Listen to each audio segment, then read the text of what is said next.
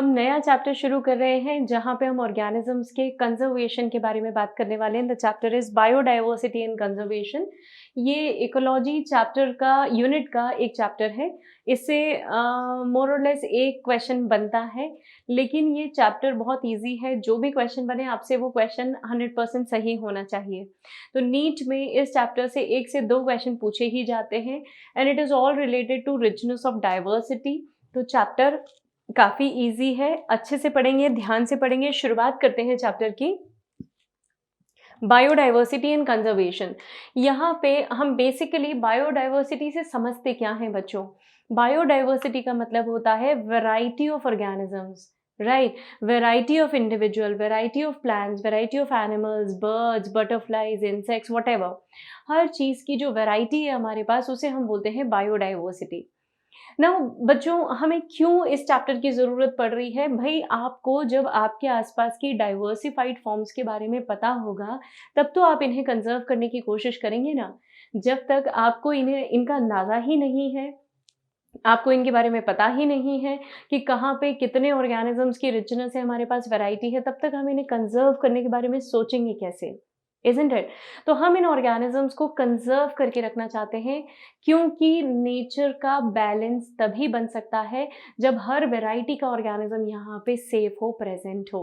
अगर ये ऑर्गेनिज़्म यहाँ पे सेफ नहीं है और सारे ऑर्गेनिज़म्स में मान लीजिए जैसे कोई इम्बैलेंस है, कोई एक ऑर्गेनिज़्म एक्सटिंक्ट हो गया है, कोई एक ऑर्गेनिज़्म रेयर है, तो उन सारे केसेस में हमें सबसे बड़ा इश्यू ये आएगा कि इन ऑर्गेनिज़म्स को कंज़र्व नहीं कर पाए, तो इकोलॉजिकल इम्बैलेंस हो जाना है, राइट? तो हम उसी इकोलॉजिकल इम्बैलेंस को नहीं होने देना चाहते बच्चों, और इसीलिए हमारी कोशिश रहती है कि हमारे पास जो भी वैरायटी ऑफ ऑर्गेनिजम्स अवेलेबल हैं, हम इन्हें पहले तो स्टडी करें और किसे ज़रूरत है कंज़र्व करने की, संभालने की, उसे हम संभालें, कंज़र्व करें।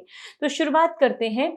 ये जो बायोडाइवर्सिटी है प्लांट्स और एनिमल्स की अर्थ के ऊपर काफ़ी अच्छे से नज़र आती है, लेकिन शायद आपको और मुझे ना आती हो।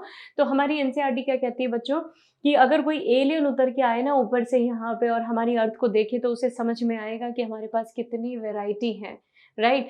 यहाँ पे कोई कोई कॉन्सेप्ट नहीं है, बट ये जस्ट एक असम्पशन है ऑथर का कि अगर इसे कोई दूसरा व्यक्ति देखे जो इसका हिस्सा नहीं है, तो उसे समझ में आएगा अर्थ पे कितनी वैरायटी ऑफ ऑर्गेनिजम्स है, कितने वेरीड ऑर्गेनिज्म है, इज़न्ट इट? ये ऑर्गेनिज्म अर्थ के ऊपर जो प्रेजेंट है, ये ऑर्गेनिज्म अर्थ को बैलेंस करके रखने की कोशिश कर रहे हैं। इकोलॉजिकल बैलेंस कहा जाता है इसे।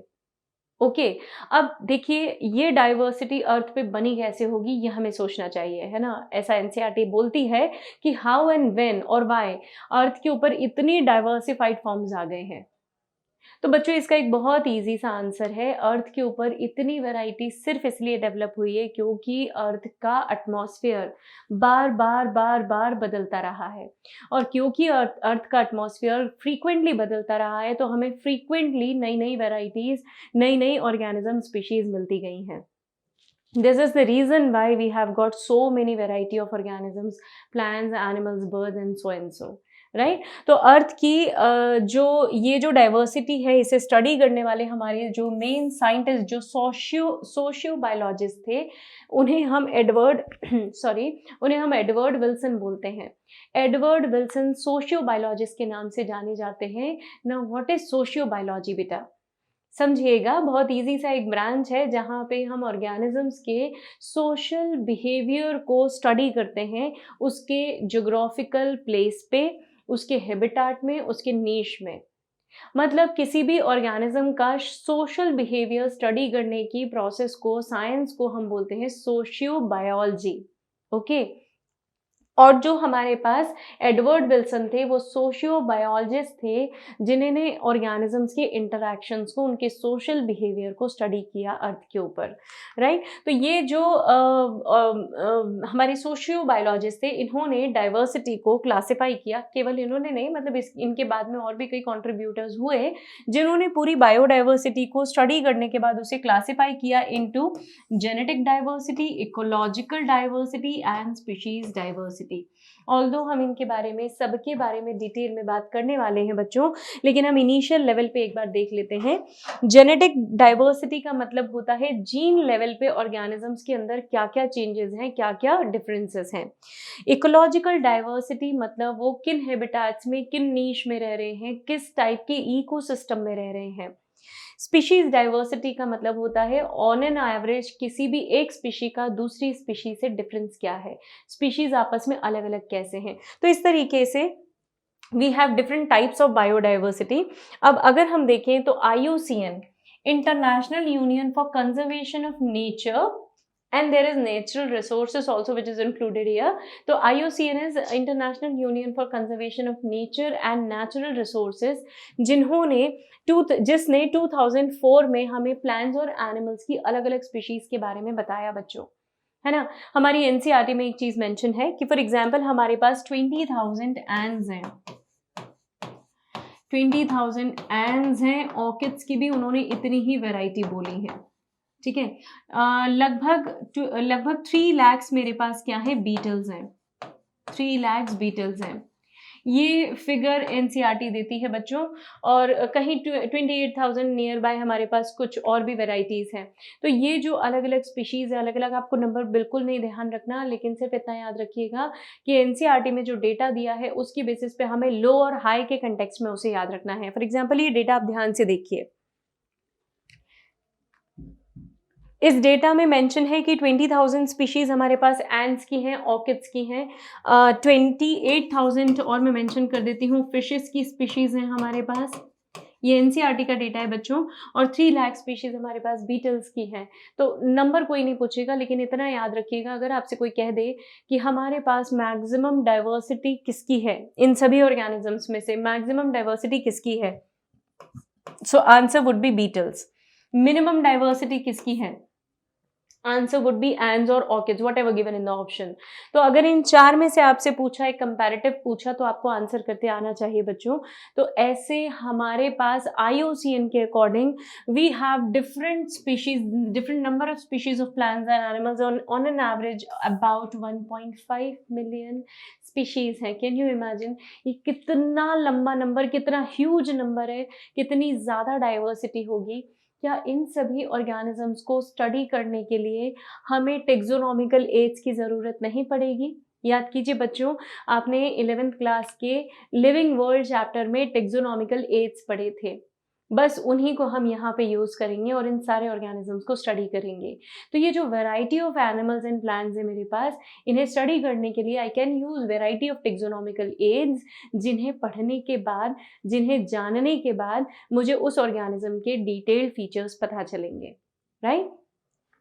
तो ये हमारे पास कुछ डेटा है जो हमें ध्यान रखना है। Now let us talk about the important aspect which is types of biodiversity, जिसे हमें थोड़ा सा डिटेल में देखना है। स्पीशीज की डाइवर्सिटी से मेरा मतलब है किसी एक पर्टिकुलर एरिया में, in a given area how many different variety of species I have, how many varieties of species I have, that is what is referred as diversity of species. Diversity of ecosystem, इसका मतलब है मेरे पास कितनी habitats हैं, कितने नीश हैं, कितने ecosystems available हैं। आपके पास टेरेस्ट्रियल इकोसिस्टम है या आपके पास एक्वेटिक इकोसिस्टम है, क्या अलग अलग इकोसिस्टम्स हैं। क्योंकि बच्चों, जितने वैरायटी ऑफ इकोसिस्टम्स होंगे आपके पास, क्या उतनी वैरायटी ऑफ ऑर्गेनिजम्स नहीं होंगे। जो पॉन्ड में रहने वाला ऑर्गेनिज्म है वो रिवर में नहीं रहेगा या उसे रहने में असुविधा होगी। जो रिवर में रहता है वो लैंड पे नहीं रहेगा, जो लैंड पे रहता है वो एयर में नहीं रहेगा, इज़न्ट इट। तो कितने इकोसिस्टम्स आपके पास होंगे उतने ही आपके पास स्पीशीज की वैरायटी भी होगी। Then we have diversity of genes, मतलब किसी भी ऑर्गेनिज्म का जो जेनेटिक मेकअप है बच्चों। याद कीजिए, आपने एक चैप्टर पढ़ा है genetics, principles of inheritance and variations, जहाँ पे आपने जीन्स के अंदर अलग अलग कैरेक्टर्स, अलग अलग वेरिएशंस पढ़े हैं, अलील्स जिन्हें हम बोलते हैं, isn't it? जो पेयर ऑफ कंट्रास्टिंग कैरेक्टर्स या alternative form of a gene, मुझे कहना चाहिए alternative form of a gene जो है, उन्हें आपने स्टडी किया है। अगर मैं किसी एक स्पीशी को टारगेट करूं तो क्या मुझे उस स्पीशी के अंदर आईज का कलर मल्टीपल नहीं मिलेगा? ऑफ कोर्स मिलेगा। हेयर का टेक्सचर मल्टीपल टाइप्स में नहीं मिलेगा? ऑफ कोर्स मिलेगा। हेयर का कलर मल्टीपल टाइप्स में ऑफ कोर्स मिलेगा, isn't it? So we have variety of genes, genetic makeup within species. एक स्पीशी में ही मुझे बहुत सारे वेरिएशंस मिलने वाले हैं। तो इमेजिन कीजिए बच्चों, आप जब ए स्पीशीज से बी स्पीशीज में जाएंगे तो क्या आपको वेरिएशंस का नंबर ज़्यादा नहीं मिलेगा? डेफिनेटली मिलेगा, इजंट इट? तो हमारे पास इन ऑर्गेनिजम्स के वेरिएशंस हैं और इसी के बेसिस पे हमने ये 3 टाइप्स डाइवर्सिटी के पढ़े हैं। आगे बढ़ते हैं बच्चों, जेनेटिक डाइवर्सिटी से शुरुआत करते हैं कि genetic diversity in a right sense है क्या। तो किसी भी ऑर्गेनिज्म का जो जेनेटिक मेकअप है, जो नंबर ऑफ जीन्स हैं, उन सबको मैं इंक्लूड करती हूँ जेनेटिक डाइवर्सिटी में। अब हम एनसीईआरटी के एग्जाम्पल्स को याद रखेंगे अच्छे से क्योंकि यहीं पे क्वेश्चंस फ्रेम होंगे। राउवोल्फिया वोमिटोरिया, ये एक मेडिसिनल हर्ब है जो कि हिमालयन रेंजेस पे मिलती है। इसमें आपको एक रेंज से दूसरी रेंज में जाएंगे ना बच्चों, तो ही इस वैरायटी में चेंजेस आने मिल जाएंगे, तो ही इस राउवोल्फिया वोमिटोरिया प्लांट्स के अंदर जीन्स का चेंज आपको दिखाई देने लगेगा। तो हो गया ना ये प्लांट मेरे लिए एक जेनेटिक डाइवर्सिटी का बेस्ट एग्जाम्पल, इजंट इट? आप हिमालयन रेंज को जैसे जैसे चेंज करेंगे, जैसे जैसे मूव करेंगे, ये प्लांट के अंदर आपको डाइवर्सिटी मिलती जाएगी। Commonly it looks like this, ठीक है? ये रेसर पाइन केमिकल के लिए जाना जाता है जो इसके अंदर सिक्रीट होता है। It is a medicinal herb, इसे मेडिकल ट्रीटमेंट्स के लिए यूज किया जाता है। Okay, so this is the example of genetic diversity. On an average अगर मैं बात करूं तो इंडिया में लगभग 50,000 genetically different varieties of strains of rice we have, 1,000 varieties of mangoes we have। Mango तो आपको पता है, जब समर सीजन में हमें डिफरेंट वेराइटीज ऑफ मैंगोज मिलते हैं तो बेसिकली हमें क्या मिलता है? उनका फ्लेवर ना, अलग अलग मैंगोज से मेरा मतलब उनका अलग अलग फ्लेवर है ना? टेक्सचर से आई डोंट बॉदर, क्योंकि वहाँ पे वो फ्रूट मुझे खाने में कैसा फील हो रहा है वो चीज़ इंपॉर्टेंट है। So I have so many varieties of mangoes, you have so many breeds of dogs, right? Although ये आर्टिफिशियल हाइब्रिडाइजेशन से बनाए गए हैं, but still we have different breeds of dogs, different varieties of plants, different varieties of coelenterata जो हमारे aquatic animals हैं। तो ये सब जेनेटिक डाइवर्सिटी का ही एग्जाम्पल्स याद रखेंगे बच्चों। जेनेटिक डाइवर्सिटी का एग्जाम्पल जो हमारी एनसीईआरटी मेंशन करती है वो याद रखेंगे, दैट इज राउवोल्फिया। कहाँ मिलता है? हिमालयन रेंज पे मिलता है। क्यों फेमस है? उससे एक मेडिसिनल केमिकल हमें मिलता है, ठीक है, रेसेपाइन जिसे हम बोलते हैं। स्पीशीज डाइवर्सिटी पे चलते हैं बच्चों। स्पीशीज डाइवर्सिटी का मतलब है एक ही पर्टिकुलर इकोलॉजिकल कम्युनिटी में कितनी varieties of species you have, isn't it? So different varieties of species when you have in an ecological community, that is what is referred as species diversity। तो आप अगर जैसे किसी एक जगह पे देखेंगे तो मंकीज का फेस जो होता है वो अलग होता है, किसी दूसरी जगह जाएंगे तो इट वुड बी डिफरेंट, तीसरी जगह जाएंगे it would be more different, right?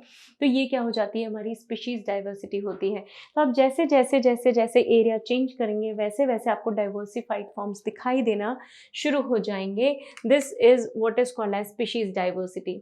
मेरा एनसीईआरटी बोलता है बच्चों कि वेस्टर्न घाट और ईस्टर्न घाट जब आप दोनों को कंपेयर करेंगे तो दोनों के इन्वायरमेंट में डिफरेंस है, और इसीलिए वेस्टर्न घाट में, ये ध्यान रखने लायक बात है, आपको अच्छे से ध्यान रखना है इस पॉइंट को, वेस्टर्न घाट्स में एम्फीबियन की स्पीशीज का नंबर ज़्यादा है as compare to Eastern Ghats.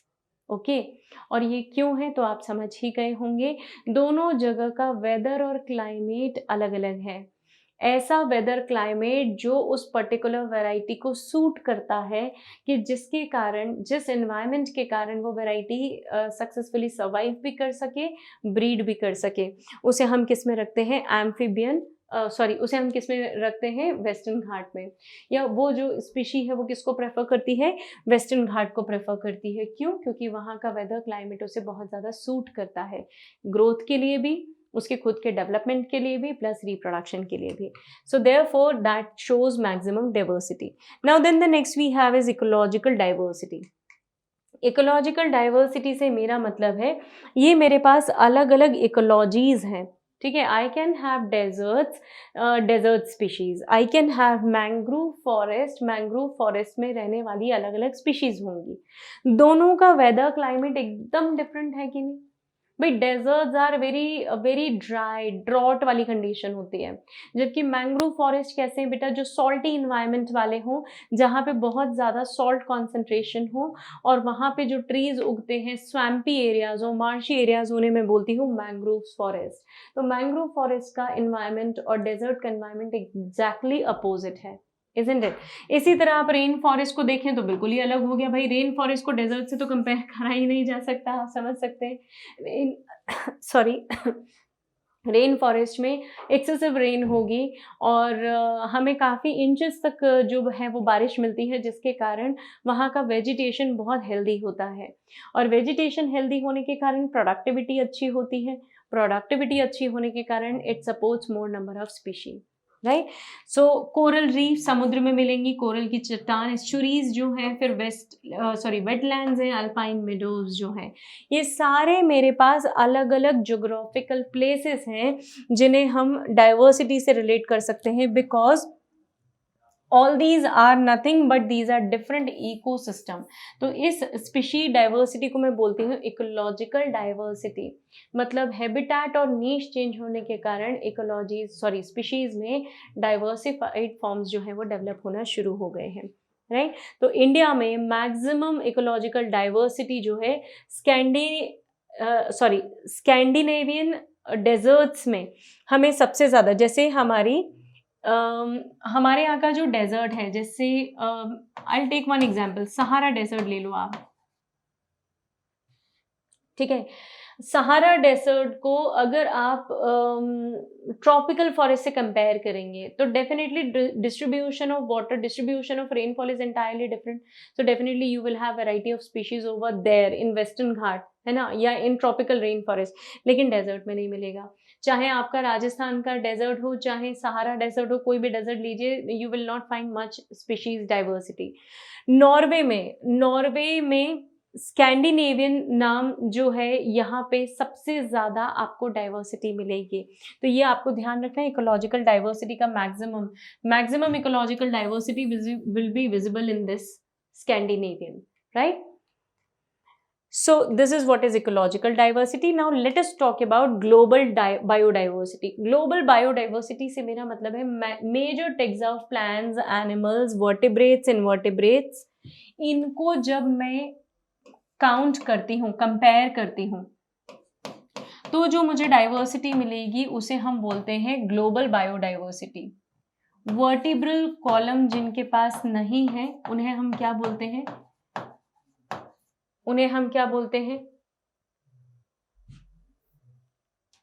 Invertebrates, isn't it? और जिनके पास वर्टिब्रल कॉलम है उन्हें हम क्या बोलते हैं? वर्टिब्रेट्स। तो मेजर टेक्सा जो वर्टिब्रेट्स और नॉन वर्टिब्रेट्स हैं, इनके अंदर जब आप ग्लोबली देखेंगे, अक्रॉस द नेशंस आप देखेंगे, तो जो आपको डाइवर्सिटी मिलेगी उसे हम बोलते हैं global biodiversity. So this is the chart of global biodiversity which you need to remember. मतलब अब मैंने क्या किया है, मैंने सिर्फ वेस्टर्न घाट, ईस्टर्न घाट को नहीं रखा है, मैंने सिर्फ Sahara desert, Rann of Kutch को नहीं रखा है, मैंने सारे वर्ल्ड को रख लिया है एक साथ।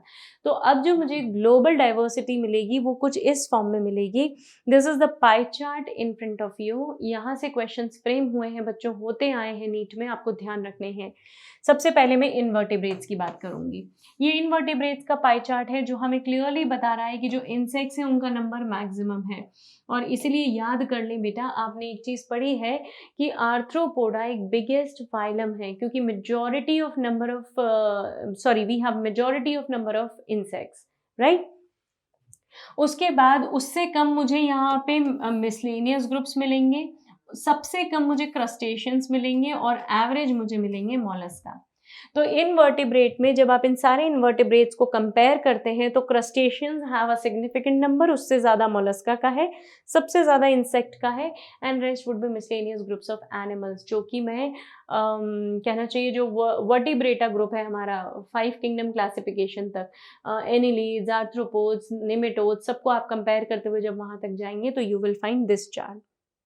कमिंग टू द वर्टिब्रेट्स में सबसे ज़्यादा नंबर अगर किसी का है तो वो फिशेस का है, उससे ज़्यादा उसके कंपैरिजन में नंबर है तो बर्ड्स का है, रेप्टाइल्स का है, एंड देन फिर उसके बाद amphibians, and then fewer we have mammals.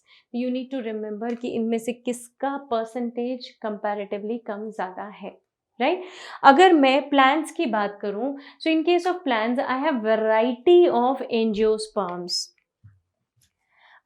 variety of fungus.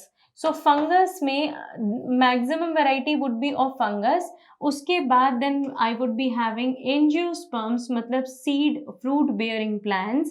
फिर ferns और mosses आ जाएंगे बेटा, सबसे कम मेरे पास ferns है, उससे थोड़ी सी ज़्यादा mosses है, उससे ज़्यादा मेरे पास algae है. This red group indicates algae, and lichens share a very less group. Lichens इसीलिए बेटा because they are very sensitive towards pollutants, right तो लाइकन्स आपको बहुत ही कम जगह मिलने वाले हैं और इसलिए उनके अंदर डाइवर्सिटी भी आपको काफ़ी कम ही मिलने वाली है. So this is the entire pie chart that indicates global biodiversity which you need to remember, very very very important for you, right. Country wise भी अगर हम देखने जाएं तो हमारे पास बहुत अलग अलग कंट्रीज़ हैं जिन्हें हमने डाइवर्सिटी के बेसिस पे क्लासिफाई किया हुआ है. तो ऑन एन एवरेज अगर मैं देखूं तो मेरे पास टोटल 12 मेगा बायोडाइवर्स कंट्रीज़ हैं, जिनमें से सबसे पहला जो कंट्री है जिसमें सबसे ज़्यादा डाइवर्सिटी है that is Brazil. So Brazil, China, Indonesia और ऐसे कई कंट्रीज़ मिलाकर 12 मेगा बायोडाइवर्सिटी रिच कंट्रीज़ हमारे पास हैं, जिनमें से इंडिया भी एक है. वी आर ऑल्सो लकी कि हम डाइवर्सिटी शेयर करते हैं, हमारे पास डाइवर्सिफाइड ऑर्गेनिजम्स हैं, फॉर्म्स हैं, राइट. So India is a rich country in terms of diversity. लगभग 8.1% हम होल्ड करते हैं पूरी ग्लोबल डाइवर्सिटी का, and it's a good number, right. 8.1% diversity richness हम होल्ड करते हैं as compared to, right, I mean when you compare it amongst all the countries. तो 12 मेगा डाइवर्सिटी कंट्रीज में हमारा भी नंबर है, and of course we are under 10 और उनमें से ब्राज़ील जो है वो सबसे पहले नंबर पे है.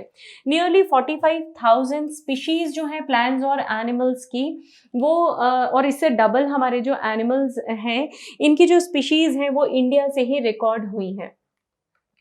मतलब प्लांट्स और एनिमल्स की wide range, wide variety India में देखने को मिलती है. और इसीलिए अगर आप नोटिस करेंगे ना बच्चों, तो जो ज्योग्राफिक चैनल वाले हैं या डिस्कवरी चैनल वाले हैं, उनकी कई डॉक्यूमेंट्रीज इंडिया के नेशनल पार्क्स, फॉरेस्ट वगैरह पे बेस्ड हैं. It is only because for this reason that we share a maximum percentage of diversity. We have diversified forms of organisms, even plants and animals. दोनों में हम काफ़ी rich हैं. Let us now talk about patterns of biodiversity. अगर मैं biodiversity को check करूं कि अर्थ पे कौन से हिस्से में डाइवर्सिटी जो है वो इंक्रीज होती जा रही है, तो मेरे पास दो पैरामीटर्स आते हैं. One of the parameters is latitudinal gradients. आप जब अर्थ को देखेंगे, अभी हम डिस्कस करेंगे इसके बारे में, जब आप अर्थ पे देखेंगे तो इक्वेटर से पोल्स की तरफ जाने पर डाइवर्सिटी की रेंज जो है वो अलग होगी. दोनों पोल्स की तरफ आप जाएं, डाइवर्सिटी की range will be entirely different. Then we have species area relationships also. मतलब आपने कोई एक पर्टिकुलर जगह देखी, एक पर्टिकुलर एरिया देखा है, वहाँ पर आप जब ऑर्गेनिजम्स को स्टडी करेंगे तो उनकी रिचनेस आपको फील होगी. किसी एक एरिया में स्पीशीज़ अलग हो सकती हैं, रिच हो सकती हैं, किसी दूसरे एरिया में अलग होंगी. So we have different types of diversity, और ये चेंज होती हैं, ये जो पैटर्न्स हैं ये चेंज होंगे either on the basis of area और on the basis of latitude. कैसे, वो हम अब देख लेते हैं. ये हमने डाइवर्सिटी को पूरी तरीके से मैप अप किया हुआ है. ये अक्रॉस द नेशंस, पूरे वर्ल्ड में कौन कौन से डाइवर्सिफाइड सेंटर्स हैं, बायोडाइवर्सिटी हॉटस्पॉट जिन्हें हम बोलते हैं. हॉटस्पॉट का मतलब होता है ऐसे रीजन जहाँ पे हमें मैक्सिमम डाइवर्सिटी देखने के लिए मिल रही है, उन्हें हम बोलते हैं हॉटस्पॉट रीजन. आपको ये याद रखने की ज़रूरत नहीं है बच्चों, सिर्फ आपको दिखाने के लिए कि ये जो पूरे वर्ल्ड में स्पीशीज़ को आप देखने जाएंगे तो आपको किन मेजर जगहों पर स्पीशीज़ जो है वो काफ़ी दिखेंगी. तो जहाँ जहाँ आपको रेड मार्क्स दिख रहे हैं उन सभी जगहों पर स्पीशीज़ की रिचनेस काफ़ी है, right? And there you can study variety of plants and animals and even microbes. अब देख लेते हैं लैटिट्यूडनल ग्रेडियंट्स के बेसिस पे हमारी स्पीशीज की डाइवर्सिटी किस तरीके से चेंज होती है। देखिएगा, स्पीशीज की डाइवर्सिटी डिक्रीज होना शुरू हो जाती है टुवर्ड्स पोल्स, क्योंकि पोल्स तक आप जाएंगे तो सपोज ये आपका इक्वेटर है, इक्वेटर में यहाँ ऊपर एक पोल है, नॉर्थ पोल साउथ पोल हमारे पास होते हैं, दोनों में ही टेम्परेचर जो है वो माइनस की रेंज का टेम्परेचर है। दिन की लंबाई काफ़ी कम होने से जो सनलाइट है वो सनलाइट की अवेलेबिलिटी काफ़ी कम होती है, और सनलाइट की अवेलेबिलिटी कम होने से फोटोसिंथेसिस का रेट जो है वो स्लो रहता है, isn't it? तो जब आप इक्वेटर से पोल्स की तरफ जाएंगे on either pole you move, तो वहाँ पे स्पीशीज की जो रिचनेस है वो वैरी करेगी, डाइवर्सिटी जो है वो डिक्रीज होती जाएगी। कारण सीधा सा है बच्चों की जो पोल्स वाले रीजन है वहाँ पे जो क्लाइमेट है वो फेवरेबल उतना नहीं है कि स्पीशीज को रिप्रोड्यूस करने के लिए फेवर करे, ग्रोथ करने के लिए फेवर करे, उनकी पॉपुलेशन बढ़ाए, ये इन चीज़ों के लिए वो फेवरेबल नहीं वहाँ पे। तो सर्वाइवल ही बहुत चैलेंजिंग है बच्चों। तो जब सर्वाइवल ही चैलेंजिंग है तो आप कैसे सोचेंगे कि आप नई जनरेशन्स को भी यहाँ पर लेकर आ पाएँ, राइट? सो स्पीशीज की रिचनेस को मेंटेन किया जाता है पोल्स टुवर्ड्स इक्वेटर, पोल्स की तरफ जैसे जैसे मूव करेंगे डाइवर्सिटी जो है वो कम होती जाएगी। इसका मतलब मैं अगर नोटिस करूं तो मेरे पास जो हाई डाइवर्सिटी रीजन है वो ये वाला रहा है ना। अब ऊपर ऊपर जाते जा रहे हैं तो डाइवर्सिटी जो है वो लो होती जा रही है। So low diversity is of course on poles, right, and maximum diversity in this region. ये आपको जो है रेडिएशन ग्राफ है ये, यहाँ पे आप देखेंगे तो देखिए स्पीशीज की डाइवर्सिटी काफ़ी ज़्यादा है, ग्रेजुअली ऊपर जाते जाते स्पीशीज की डाइवर्सिटी कम हो जाती है। इक्वेटर के आसपास मेरे पास जो रीजन है उसे मैं बोलती हूँ ट्रॉपिकल रीजन, जहाँ का average temperature 25 to 37 degree centigrade तक हो सकता है। Rainfall is even, seasonal changes continuously होते हैं, एक समर सीजन है, एक विंटर सीजन है, एक रेनी सीजन है। So we have different seasons अलग अलग हैं। Temperature is favourable, right, environmental conditions are suitable. तो जितनी भी एनवायरमेंटल कंडीशंस हैं वो भी कैसी हैं, फेवरेबल हैं लाइफ के लिए।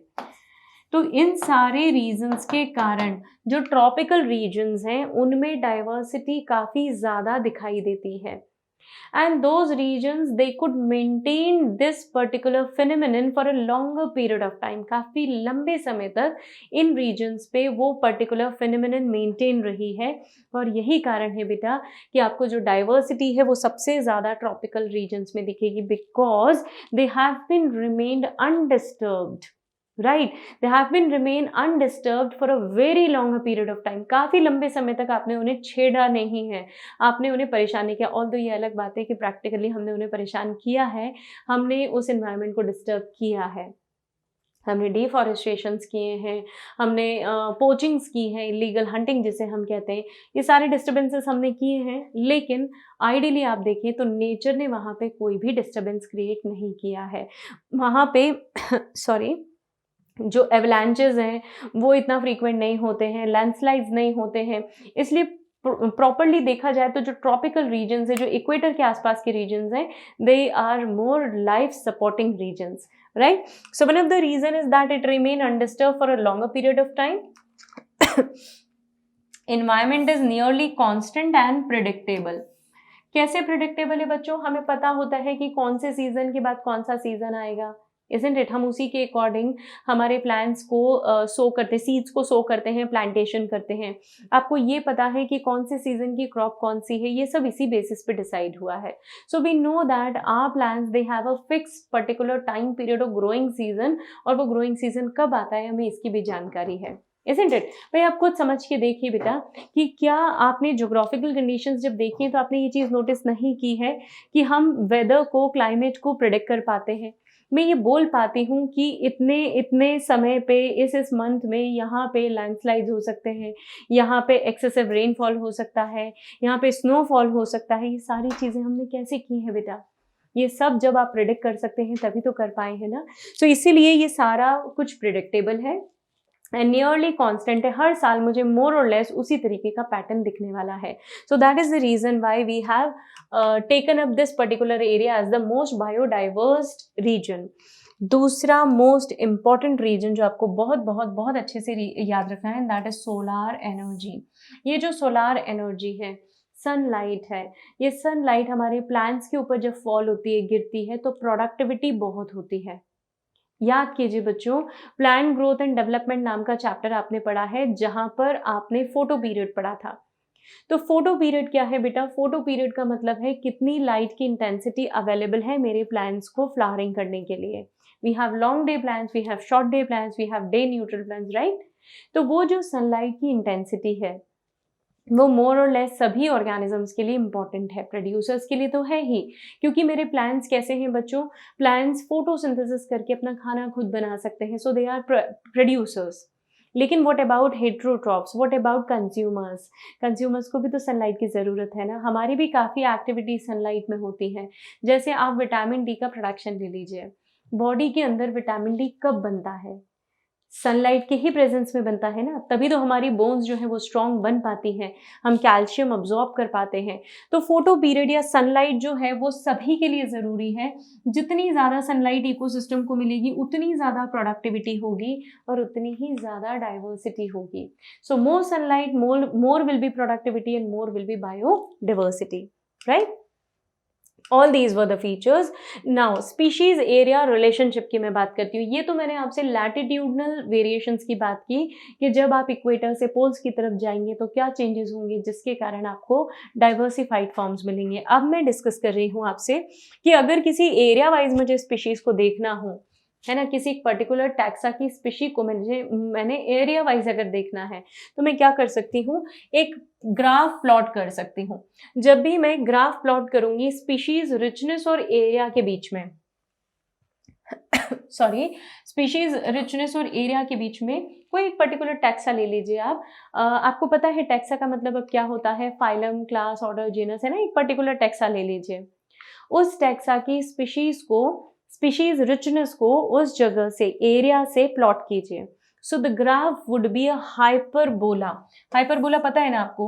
हाइपरबोला का शेप क्या होता है? Hyperbola is this shape, so it would be a hyperbola. Reason बच्चों, स्पीशीज रिचनेस क्या होता है समझना। स्पीशीज रिचनेस का मतलब होता है किसी एक पर्टिकुलर एरिया में जो वेराइटी ऑफ स्पीशीज है ना, उस जगह में जो स्पीशीज की डिफरेंट वेराइटीज हैं उसे हम बोलते हैं रिचनेस। ओके, उसे आप एरिया से जब प्लॉट करेंगे तो you would be able to see a graph which would be hyperbola, जिसे मैं एक इक्वेशन से डिनोट करूंगी। देखिए ये हाइपरबोला आया है मेरे पास, दिस इज द हाइपरबोला। इसकी इक्वेशन जब हम देखते हैं तो it is s is equals to CA⁴z, जहां पे s जो है वो स्पीशीज रिचनेस हो गया, a is area as we already discuss, z जो है ना वो रिग्रेशन कोफिशिएंट है, मेरे ग्राफ का स्लोप है। स्लोप प्लॉट करना आपको आता है। ओके, c जो है वो y इंटरसेप्ट है, ये c जो मैंने यहाँ पे लिया है दिस इज y इंटरसेप्ट, ये एरिया के अगेंस्ट स्पीशीज को हमने प्लॉट किया है। अगर मैं इसका लॉगरिथम ले लूँ, है ना, लॉग वैल्यूज अगर ले लूँ तो मेरी इक्वेशन कैसी हो जाएगी? लीनियर इक्वेशन हो जाएगी। तो this hyperbola will be converted into a linear equation. This is the linear equation, और इस लीनियर इक्वेशन को मैं कैसे लिख सकती हूँ? It would be log s is equals to log c plus z log a।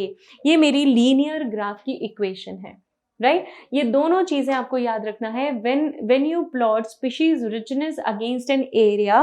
तो जैसे जैसे आपका एरिया बढ़ता जाएगा स्पीशीज की रिचनेस भी बढ़ती जाएगी। कुछ लिमिट तक तो स्पीशीज की रिचनेस बढ़ेगी, उसके बाद स्पीशीज की रिचनेस एरिया बढ़ाएंगे तो भी कांस्टेंट ही रहने वाली है। So more you increase area the species richness will remain constant. Okay, आप ऐसा नहीं कर सकते कि आप इनडेफिनेटली एरिया को बढ़ाते जाएं और जो स्पीशीज की रिचनेस है वो भी उसके साथ कांस्टेंट रेट पे बढ़ती जाए। After a certain period of time it will go stable, it will maintain stable. यहाँ जब हम लॉग लेते हैं तो it will be a straight line, थोड़े समय बाद it would be a stable condition. क्यों? क्योंकि एरिया बढ़ाने से स्पीशीज की रिचनेस कांस्टेंट रेट पे इनिशियल में बढ़ेगी, बाद में it is not going to increase, right? Now let us talk about some importance of species in maintaining ecosystem, है ना। species की diversity को maintain करना है हमें ecosystem में, तो ये कैसे role play करती हैं अलग अलग species? Let us talk about that. ऐसी communities बेटा जिन communities में लेट मी गो बैक, ऐसी कम्युनिटीज जिनके अंदर ज्यादा स्पीशीज हैं, they would be considered as more stable, remember that, जिनके अंदर ज्यादा रिचनेस है वो ज्यादा स्टेबल होंगी। अगर मान लीजिए मेरे पास कोई एक ऐसा इकोसिस्टम है जहाँ पे आई हैव वैरायटी ऑफ स्पीशीज, तो ये वैरायटी ऑफ स्पीशीज क्या करेंगी, एक फूड चेन मेंटेन करेंगी। हर ऑर्गेनिज्म का अपना एक ट्रॉफिक लेवल है, वो उस ट्रॉफिक लेवल पे अपने आप को मेंटेन करने की कोशिश करेगा।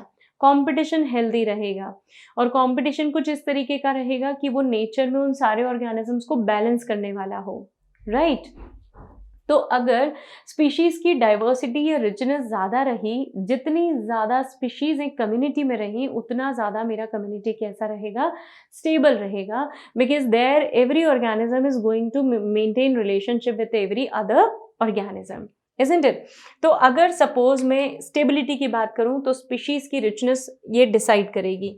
डेविड टिलमन ने हमारे एक इकोसिस्टम पे बहुत लंबे लंबे एक्सपेरिमेंट्स किए, और उनका भी कंक्लूजन यही था कि आप जितना ज़्यादा स्पीशीज को मेंटेन करेंगे या जितनी ज़्यादा स्पीशीज कोई इकोसिस्टम में प्रेजेंट है, उतना ही मेरा इकोसिस्टम स्टेबल है।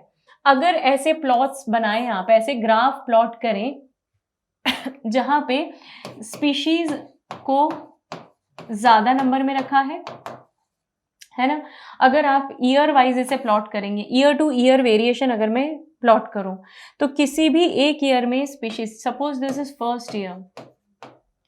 फर्स्ट ईयर में स्पीशीज की रिचनेस सपोज एक्स वैल्यू है। अगर सेकेंड ईयर की मैं बात करूं तो सेकेंड ईयर में स्पीशीज की वैल्यू x1 हो गई। थर्ड ईयर की बात करूं तो अभी भी x1 ही रही, ठीक है। फोर्थ ईयर की बात करूं तो हार्डली x 1.5 हो गई। इसका क्या मतलब है, जैसे आप ज्यादा स्पीशीज को कंसिडर करेंगे किसी भी इकोसिस्टम में, तो they will show you less variations, right, less year to year variations जो है वो कम हो जाएंगे, ठीक है। आप अगर इनका टोटल बायोमास कंपेयर करेंगे तो इनका जो बायोमास के अंदर चेंज होना है दैट वुड बी लेस। उसका कारण पता है क्या है, वही फूड चेन, वही हमारे ट्रॉफिक लेवल्स, क्योंकि एक ऑर्गेनिज्म का नंबर कोई एक दूसरा ऑर्गेनिज्म मेंटेन करके रखता है। तो अगर ऐसी कोई कम्युनिटी है, ऐसा कोई इकोसिस्टम है जहाँ पे बहुत सारी वेराइटीज़ हैं, बहुत सारे ऑर्गेनिजम्स हैं, तो वहाँ पे वो एक दूसरे के नंबर को मेंटेन करते हैं। नंबर को मेंटेन किया तो बट ऑब्वियस सी बात है कि बायोमास भी मेंटेन हो गया, और इसीलिए उन ऑर्गेनिज्म का बायोमास जो है वो throughout the year maintain रहेगा। So when you plot any graph between species from year to year, और जहाँ पे बहुत स्पीशीज रिचनेस है, तो you will see less biomass variation. Why? Because such an ecosystem is considered as a stable ecosystem wherein every other organism will be balancing every other organism. Predator prey का relationship एक healthy relationship रहेगा, और उसके कारण हर organism क्या रहेगा, successful रहेगा और survive करेगा, right? And on the other hand, और एक इंपॉर्टेंट चीज आपको याद रखनी है कि बायोमास तो कम वेरी करेगा लेकिन प्रोडक्टिविटी बहुत अच्छी मिलेगी, क्योंकि सब स्टेबल है ना बेटा।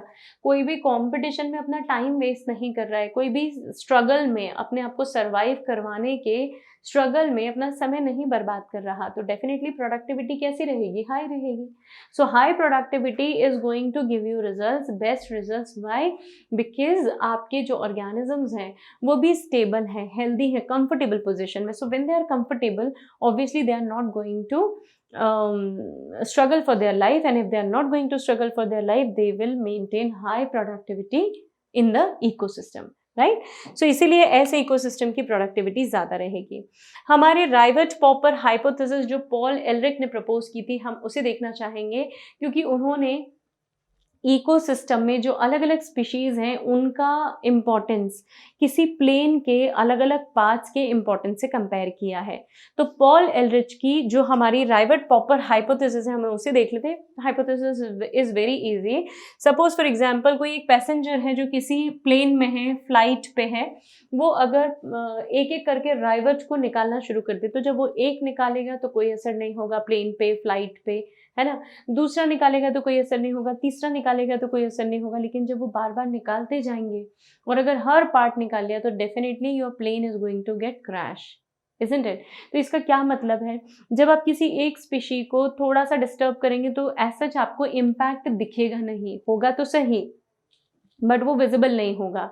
दूसरे को करते हैं तो भी विजिबल नहीं होगा, तीसरे चौथे पांचवे को करना शुरू कर देंगे तो you would be able to, और rather you will start seeing the results.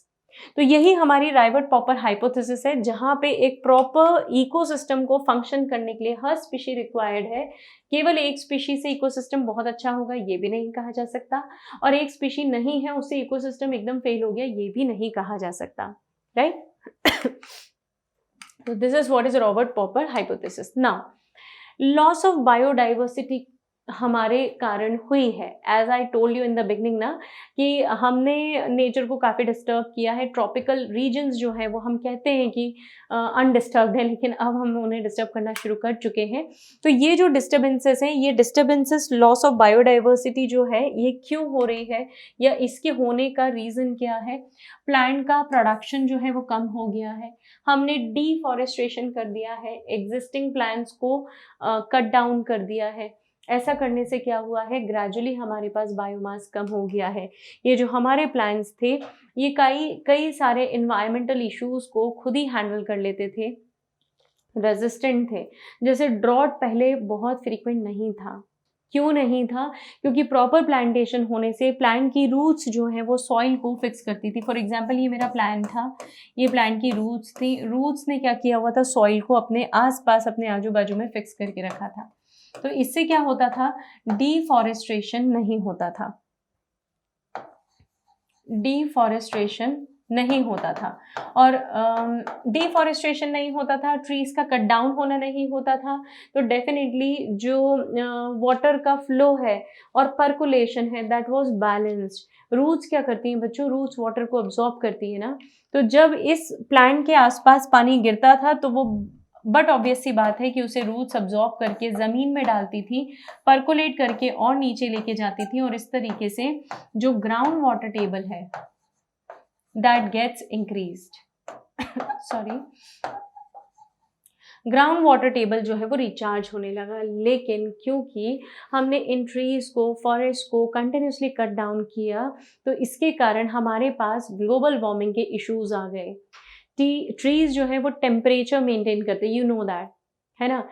Trees temperature maintain करते हैं बच्चों, और आपने ट्रीज कट कर दिए तो बट ऑब्वियस सी बात है कि अब टेम्परेचर मेंटेन नहीं रहेगा and it will keep on rising. ये जैसे जैसे टेम्परेचर बढ़ता रहेगा वैसे वैसे जो पोलर आइस कैप्स हैं वो मेल्ट हो जाएंगे, मेल्ट होंगे, वो पानी समुद्र में मिलेगा, समुद्र का वाटर लेवल क्या होगा, फिर से राइज अप होगा। तो ग्लोबल वार्मिंग इसी के कारण हुआ है, मतलब ओवरऑल इंक्रीज इन टेम्परेचर।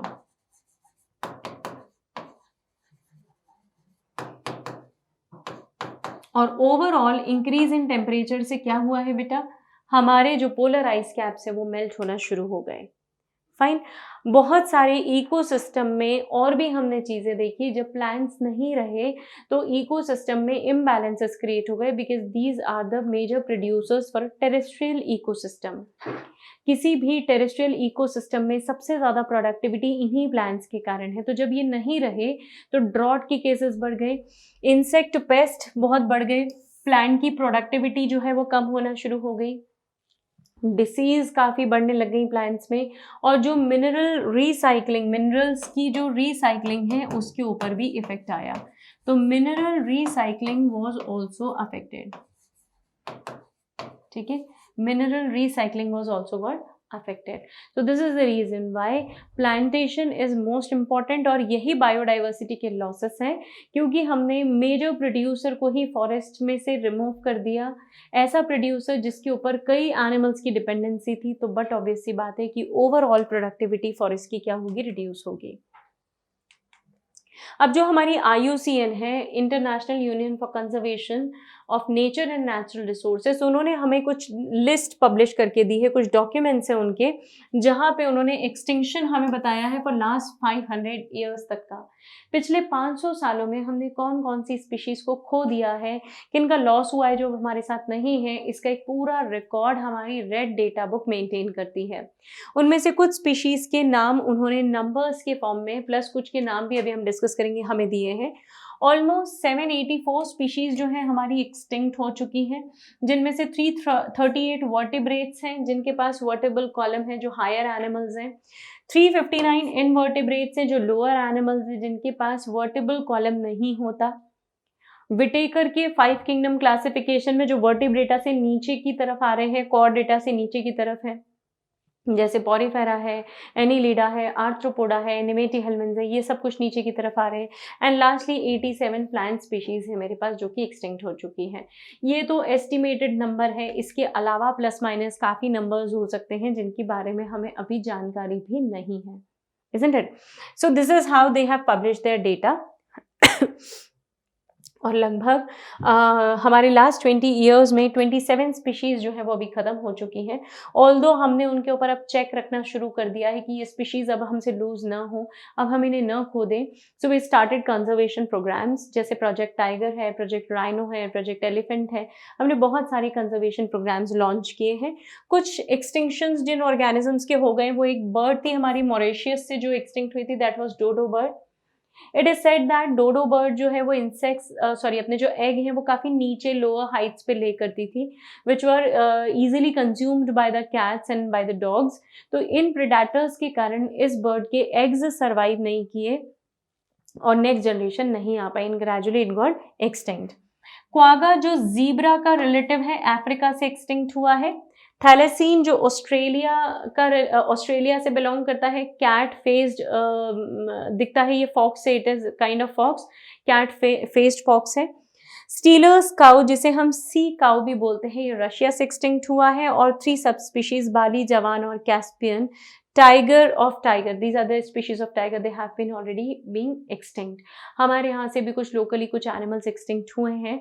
जो एक्सटिंक्ट हो गए हैं इन्हें तो हम रिकवर नहीं कर सकते, लेकिन जो ऑलरेडी एनिमल्स हमारे इंडेंजर्ड या वल्नरेबल रेयर कैटेगरी में आ रहे हैं, उनको प्रिजर्व कंजर्व करने के लिए हमने बहुत सारे प्रोजेक्ट्स लॉन्च किए हुए हैं, राइट। So these are the extinct species. अब हमारी बायोडाइवर्सिटी में जो लॉसेस होते हैं, इन एनिमल्स के जो लॉस हमने झेले हैं वो किन किन अलग अलग तरीके से झेले हैं। So these are the patterns, these are the causes. For example, आपने उनके हैबिटेट को डिस्टर्ब किया, फ्रैगमेंटेशन कर दिया, हैबिटेट को स्प्लिट कर दिया, तो उसके कारण क्या हो गया, ये एनिमल्स अब दिखाई नहीं दे रहे। We will talk about everything in detail, अभी सिर्फ एक इंट्रोडक्शन दे रही हूँ मैं।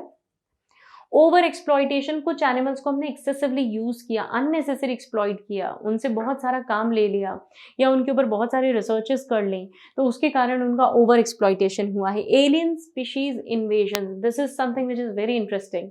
आप किसी और स्पीशी को ऐसी जगह लाके छोड़ दें जहाँ को वो बिलोंग नहीं करती है और नेचर में वो खुद से वहाँ पे आती भी नहीं, लेकिन आपने डाल दी है चूंकि, इसलिए वो क्या हो गई है, एलियन स्पीशी। और इस एलियन स्पीशी के आने से कंपटीशन बढ़ती है, and therefore the already existing species they get extinct. The another is co-extinction, एक गया तो उसके साथ दूसरा भी चला गया। All these are the causes of biodiversity loss. We will talk about every cause in detail.